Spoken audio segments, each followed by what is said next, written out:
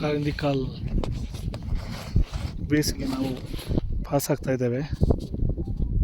ಮಧ್ಯದಲ್ಲಿ ಬೀಳುವ ಆತಂಕಗಳು ಇದ್ದಾವೆ. ಸ್ವಲ್ಪ ಹೊತ್ತು ವೀಡಿಯೋ ಮಾಡ್ತೇನೆ ಅಷ್ಟೇ, ಒಂದು ಅನುಭವಕ್ಕಷ್ಟೇ. ನೋಡಿ, ನಾವು ಯಾವಾಗ ಜರ್ದು ಹೊಂಡಕ್ಕೆ ಬೀಳ್ತೇವೆ ಅಂತ ಗೊತ್ತಾಗೋದಿಲ್ಲ.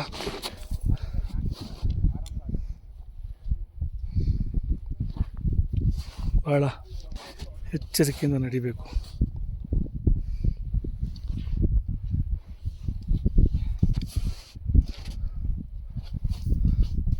ಮುಂದೆ ಹೋದವರೆಲ್ಲ ಹೊಂಡಕ್ಕೆ ಬಿದ್ದಿದ್ದಾರೆ. ನಾನು ಮಾತ್ರ ಹೇಗಾದರೂ 50 ಹತ್ತಾದವರು. ಹಾಗಾದರೆ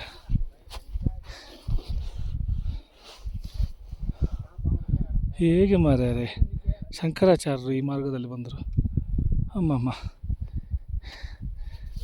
ಇದು